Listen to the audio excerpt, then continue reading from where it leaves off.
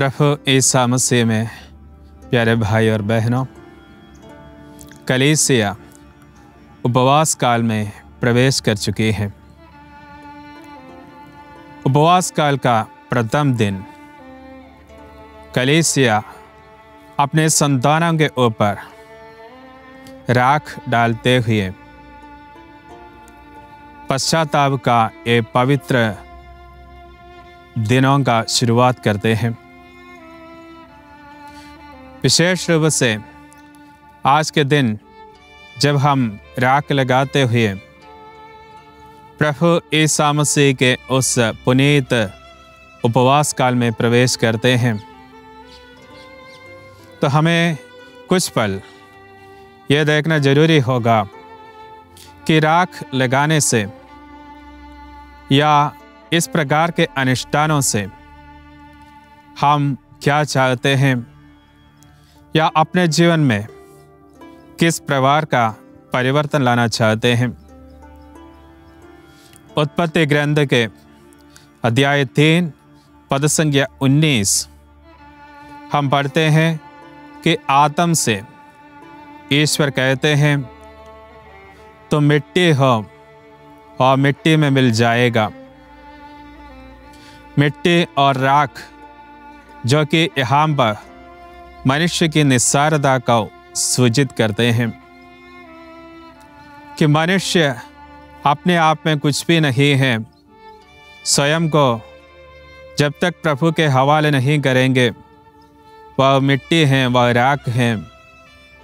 उनका अपना जीवन जब तक ईश्वर में नहीं मिल जाते हैं, तब तक उसमें किसी प्रकार का कोई पुण्य नहीं है। इसीलिए उत्पत्ति ग्रंथ में मनुष्य की निस्सारता को सूचित करने के लिए राख और मिट्टी का प्रयोग किया गया है। जोब के ग्रंथ में 42वां अध्याय पद संख्या 3 में हम पढ़ते हैं कि जोब जब अपने सारे कष्ट और दुख तकलीफों से उबर कर बाहर आते हैं, तो वह अपने पापों के लिए, अपने गुनाहों के लिए पश्चाताप करते हुए अपने शरीर में राख डाल देते हैं। आज कुछ ऐसी ही बात हमारे लिए भी है। पहला जो राख का उत्पत्ति ग्रंथ में हमने देखा था, वह मनुष्य की निस्सारता को सूचित करते हैं, जबकि जोब के ग्रंथ में हम देखते हैं कि मनुष्य किस प्रकार राख लगाते हुए पश्चाताप करना चाहिए। दानियल के ग्रंथ अध्याय 9 में हम देखते हैं कि किस प्रकार दानियल अपने लोगों के लिए, विशेष रूप से इस्राएली लोगों के लिए पाप स्वीकार और पश्चाताप करते हुए उनके लिए मध्यस्थता की प्रार्थना करते हैं। स्वयं दानियल एक संत और पुनीत जीवन बिताते थे, इसलिए उनको किसी प्रकार की ज़रूरत नहीं था कि पाप स्वीकार करने का या उपवास करने का। लेकिन फिर भी उन्होंने अपनी जनता के लिए स्वयं अपना उपवास करने के लिए तैयार रहते हैं, राख डालते हैं और टाट ओढ़कर ईश्वर से प्रार्थना करते हैं, विनती करते हैं। मकबियों का ग्रंथ पहला ग्रंथ के अध्याय 4 में हम पढ़ते हैं कि किस प्रकार वहाँ पर इस्राएली लोग और यहूदी जनता किस प्रकार एक साथ पूरे समुदाय के साथ किस प्रकार उपवास करते हैं। एक पूर्व निर्धारित दिन में वे लोग राख लगाते हुए, टाट का वस्त्र पहनते हुए ईश्वर से अपने पाप और गुनाह के लिए प्रायश्चित करना चाहते हैं। इसी प्रकार हम देखते हैं मकबियों का पहला बुक में अध्याय 4 पद संख्या 1 से 4 तक, या फिर ये कहो संपूर्ण अध्याय 14 अध्याय में हम देखते हैं कि किस प्रकार ईश्वर के आदेश के अनुसार इस्राएली लोग या यहूदी लोग उपवास करने के लिए आगे आते हैं। उपवास करना एक सामूहिक कार्य के रूप में वहाँ पर दर्शाया गया है। संपूर्ण यहूदी लोग एक साथ एक ही दिन उपवास करते हुए, राख अपने शरीर पर डालते हुए, टाट का वस्त्र पहनते हुए वे लोग उपवास करते हैं। यहाँ पर पुराने विधान के शुरुआत से आखिर तक हम देखते हैं कि मनुष्य जीवन की निस्सारता और मनुष्य जीवन की जितने कमियां हैं, उसके साथ साथ अपने पाप, अपने गुनाह व ईश्वर के सामने कबूल करते हुए किस प्रकार स्वयं हमें उपवास करना चाहिए, इसका महत्व बताया गया है। पुराने विधान का सबसे महत्वपूर्ण किताब के रूप में नबी योना के बुक हमारे सामने है। नबी योनस के ग्रंथ में हम पढ़ते हैं कि किस प्रकार निनवे के लोग अपने सारे गुनाहों को प्रभु के सामने कबूल करते हुए राजा से लेकर उस प्रदेश के पालतू जानवर तक राख लगाकर, टाट ओढ़कर अपने गुनाहों के लिए पश्चाताप किया और उपवास किया। और जिस प्रकार एक नगर को ईश्वर ने संपूर्ण रूप से नुकसान करने के लिए सोचा था, उस नगर को बचाने के लिए वहाँ के लोगों ने किस प्रकार उपवास किया, प्रार्थना की। आज जब हम अपने शरीर में राख लगाते हैं तो नए विधान में संत मत्ती के सुसमाचार के अध्याय 11 पद संख्या 21, जिसमें प्रभु ईसा मसीह बताते हैं, धिक्कार तुझे कोरासिन, धिक्कार तुझे बेतसैदा, तुम लोगों में जो चमत्कार किए गए हैं, अगर वह सोदोन में किया गया होता तो न जाने कब से वहाँ का लोग पाप स्वीकार करते हुए, उपवास करते हुए अपने गुनाहों के लिए प्रायश्चित किया होता। प्रभु ईसा मसीह भी इस प्रकार राख लगाने का या टाट ओढ़कर उपवास करने के लिए जोर देते हैं। जब प्रभु ईसा मसीह उपवास के बारे में लोगों को समझाते हैं तो यहूदी लोग बोलते हैं कि हम लोग और यूहन्ना के शिष्य भी उपवास करते हैं, लेकिन आपके शिष्य उपवास क्यों नहीं करते?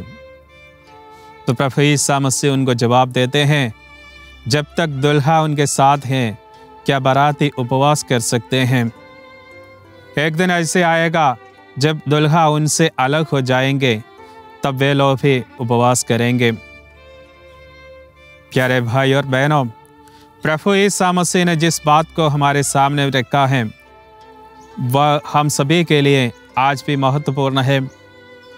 जब दुल्हा हमारे साथ नहीं है, जब दुल्हा इस संसार से स्वर्ग में आरोगित किया गया है, तब हमें भी उपवास करने की जरूरत है।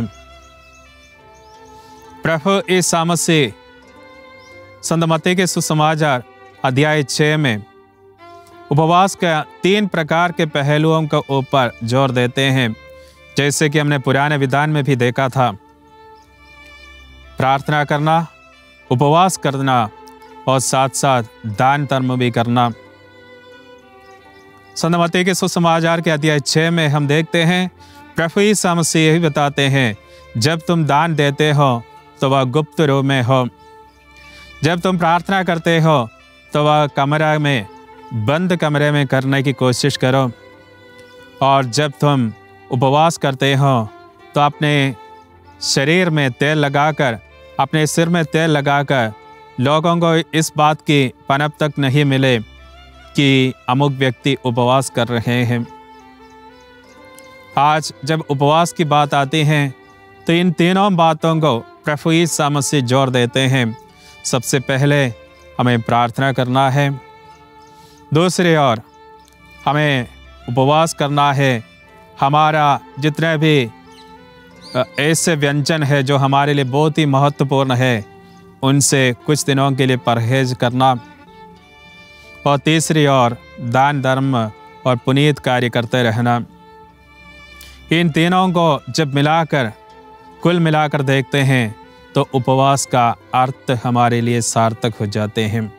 जब प्रभु यीशु मसीह ने 40 दिन और 40 रात उपवास किया था, संत मत्ती के सुसमाचार अध्याय 4 में हम पढ़ते हैं, उपवास के बाद जैसे ही प्रभु यीशु मसीह बाहर निकल कर आया तो परीक्षक उनके पास आया और 3 प्रकार की परीक्षाओं से प्रभु यीशु मसीह को गुजरना पड़ा। सबसे पहले शैतान ने बताया कि इन पत्थरों को रोटियों में बदलने की कोशिश करो। प्रभु यीशु मसीह वहां पर उस परीक्षा को अपने उपवास की शक्ति से जीत करते हुए तीनों परीक्षाओं से बाहर सफलतापूर्वक आते हैं। और यही एक शिक्षा हम सभी के लिए उपवास देते हैं कि किस प्रकार हमें उपवास करते रहना है। और उपवास में जो प्रार्थना है, जो उपवास है और जो दान धर्म है, ये तीनों कार्य हमें प्रभु यीशु मसीह की जो 3 परीक्षा है, उन परीक्षाओं का सामना करने के लिए शक्ति प्रदान करती है। जैसे कि विदित है कि प्रभु यीशु मसीह की 3 परीक्षाओं को इंग्लिश के 3 P से जोड़ते हैं। सबसे पहला जो है प्लेजर, और दूसरा है पोसेशन, और तीसरा प्राइड। प्लेजर जिसका तात्पर्य है कि भोग विलास का। प्रभु यीशु मसीह से शैतान ने बताया कि पत्थरों को रोटियों में तब्दील करना। आज हमारे साथ भी इस प्रकार की प्लेजर की बहुत सारी बातें सामने आते हैं, लेकिन वह सभी परीक्षाओं का अलग अलग भेद हमें मानना पड़ेगा। क्योंकि जब हम प्रार्थना करते हैं, हे स्वर्ग पिता हमारे, उसमें हम ईश्वर से ही दुआ मांगते हैं कि प्रतिदिन का आहार हमें प्रदान करना। अगर ईश्वर के साथ है, अगर ईश्वर हमारे साथ है, तो हमें रोटी के लिए किसी परीक्षक के पास जाने की ज़रूरत नहीं है। सुख सुविधाओं के लिए, इस दुनिया के किसी प्रकार का अमन चैन के लिए कहीं और नहीं जाना पड़ेगा, लेकिन सिर्फ प्रभु के पास जाना है। परीक्षक बहुत सारे प्रलोभनों को लेकर हमारे पास आ सकते हैं, लेकिन उनसे जीत हासिल करना है तो ज़रूर हमें उपवास से, प्रार्थना से और दान धर्म से गुजरना पड़ेगा। तो ये दूसरी ओर जो है पोसेशन, बहुत सारी ऐसी बातों को हमारे कब्जे में करना, दुनिया भर की सुख सुविधाओं को, दुनिया भर के आडंबरों को अपने मुट्ठी में भरने की एक चेष्टा हमारे जीवन में होती रहती है। सब कुछ हासिल करना, दुनिया भर के अमन चैन, दुनिया भर की खुशियाँ, दुनिया भर के सारे भोग विलास मेरी मुट्ठी में भरने की जो कोशिश है, उसमें से अगर छुटकारा पाना है तो भी हमें उपवास करना है। वही तीसरी ओर जो प्राइड है, प्रभु यीशु मसीह को शैतान बताते हैं, अगर तुम ईश्वर के पुत्र हैं तो हमें दिखा दो, कूद जाना। ये हमारे साथ भी कभी कभी होते हैं कि हमारी क्षमताएं, हमारे बहुत सारे ऐसी खूबियाँ जिसको लेकर हम दूसरों के सामने घमंड करते हैं, बहुत सारे ऐसी बातें जो हम आज तक दूसरों के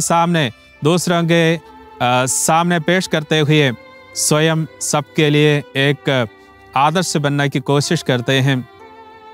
वहाँ पर भी हमें प्रभु यीशु मसीह का जो विनम्रता है, विनम्र रूप से उन्होंने जो 40 दिन और 40 रात उपवास करने के बाद तीनों परीक्षाओं से उभर कर विजयी बनकर सामने आया, उसी प्रभु यीशु मसीह को इस उपवास काल में हमें अनुकरण करना है।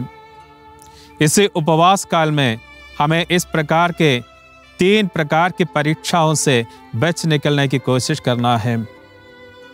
आइए इस उपवास काल में हम अपने जीवन की ओर मुड़कर देखें कि जो राख हमारे माथे पर लगाते हैं, हमारे सिर पर जो हम राख डालते हैं, जैसे कि एस्तेर ने अपने शरीर में राजमहल का, राज दरबार का जो पहनावा है वह सब कुछ अलग हटाते हुए उन्होंने अपने ऊपर राख डालकर टाट पहनते हुए उन्होंने स्वयं अपने लिए और अपने लोगों के लिए उपवास की। उसी प्रकार हमें भी स्वयं अपने लिए, अपने लोगों के लिए और दुनिया के लिए उपवास करने का एक महत्वपूर्ण समय है। हम व्यक्तिगत रूप से कई बार उपवास करते हैं, लेकिन ये जो 50 दिन का जो उपवास है वह ईश्वर के साथ रहते हुए, संपूर्ण कलीसिया के साथ रहते हुए बहुत सारे ऐसे व्यंजनों को परहेज करना, साथ ही साथ पूर्ण रूप से प्रभु के साथ रहते हुए प्रार्थना में लीन रहना और इन सबसे ऊपर गरीब, बेचारे, बेसहारे लोगों को अपनी क्षमता से, अपनी कमाई से या अपने पास जो कुछ भी है उसमें से एक हिस्सा देते हुए अपना जीवन को धन्य बनाए। ईश्वर इन उपवास काल के दिनों में आप सभी के साथ रहें, परीक्षाओं को दूर करने के लिए, प्रलोभनों से जीत हासिल करने के लिए ईश्वर की शक्ति आप सभी के साथ हमेशा बने रहे। जैसे कि हम जानते हैं कि आग पर तपाए हुए सोना बार बार तपाने पर वह और अधिक शुद्ध हो जाते हैं, वैसे ही इस उपवास काल के ताप में जब स्वयं अपने आप को हम तपने देते हैं, स्वयं को पिघलने देते हैं, तो अपने अंदर जितनी अशुद्धता है, जितने भी व्यर्थता है, जितना भी कमियां हैं, सब कुछ पूरा होते हुए हम शुद्ध बन जाते हैं, पवित्र बन जाते हैं। इस उपवास काल में हम सभी को ईश्वर की कृपा और ईश्वर का अनुग्रह को मिलते रहे और ईश्वर के साथ साथ चलते हुए हम भी उनके उस उपवास काल का पुनीत फलों को अपने जीवन में उतारने की कोशिश करें। प्रभु ईसा मसीह आप सबको अनुग्रह और आशीष प्रदान करते रहें। जय यीशु।